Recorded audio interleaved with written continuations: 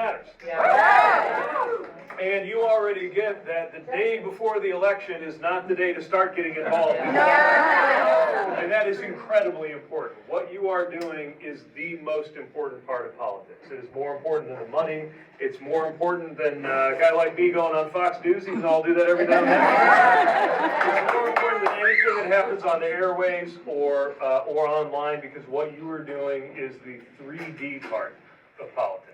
And that's where we actually get to engage people and talk about getting results. And you know, so many people have become so frustrated with government because they see leaders or would-be leaders who are taking everything in the wrong direction. We also have a chance to support leaders who are doing the right thing. Like my friend Roy Cooper is going to be the next United States Senator. And making sure that in the House and the Senate, where so much of the power is in our system, that we make sure that there is not. I'm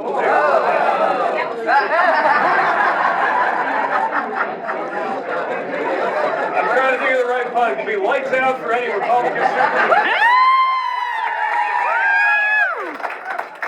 By the way, Ken, I got to talk to you after, Ken, because our kids are just old. For not knowing how to read, they really love reading. Our twins are 4.5 years old, starting in the habit of taking them to the library and let them pick the books, which of course means later at night I'm reading a lot of Batman and Paw Patrol. I'm reading this Paw Patrol book last night to our little guy. He picks it, I read it, I'm okay.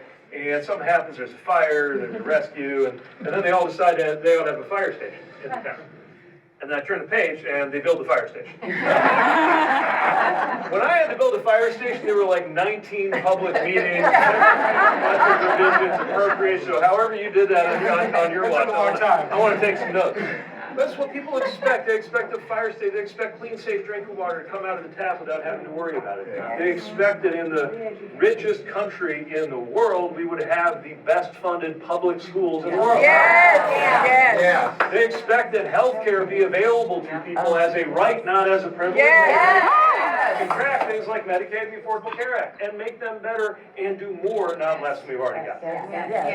So the other reason I'm here is to remind you that you're not crazy if you believe in these things. Because the folks in charge right now, they have a way of making us feel like you're the only one on your block, or the only one in your extended family, or the only one in your church who believes these things that are in fact majority, dare I say supermajority, common sense positions.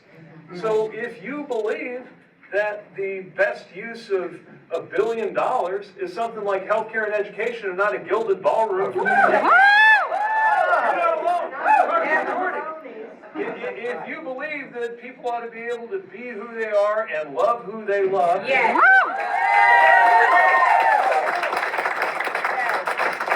if you refuse to accept somebody telling you that we can't afford nice things in your state or in your country, we can't have rural hospitals and good roads and excellent schools, at the very same moment as the richest people in the country are paying lower tax rates than the workers building those roads, the nurses in those hospitals, and the teachers in their schools, you're not alone if you know that we can do better than that. So I'm here to remind you that you're not alone, to invite you to look around at everybody else who feels this way, and then to encourage you to keep doing what you're doing, which is to go out and talk to other human beings about it. Because that's when you can break some of the things that we're told, especially those of us who live in more conservative-leaning areas or districts or states, that actually most people are with us. That fidelity to our country and our flag is not the property of one political side or the other. That God does not belong to a political party in the United States. So we can come together and get common sense things done. And when we build that up, you are going to send a message here in North Carolina that people are going to see around the country. I am sure of that. But it's hard. It's hard work.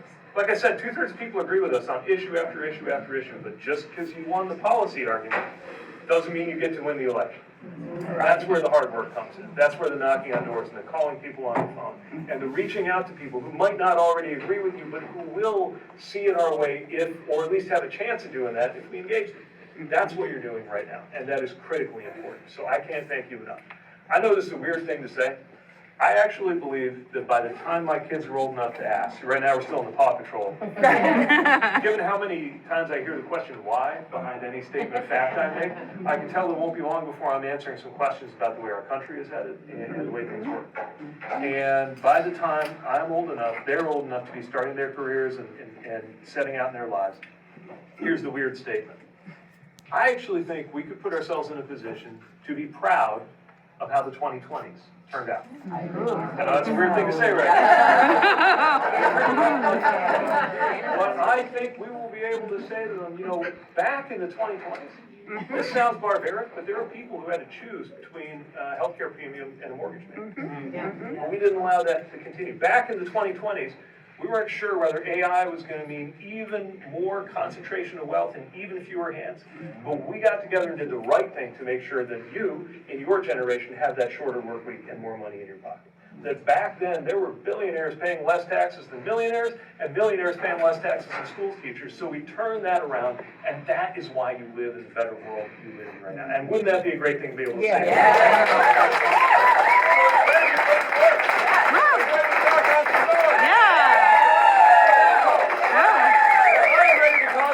Congratulations in November, and we see how these elections go. Thank you.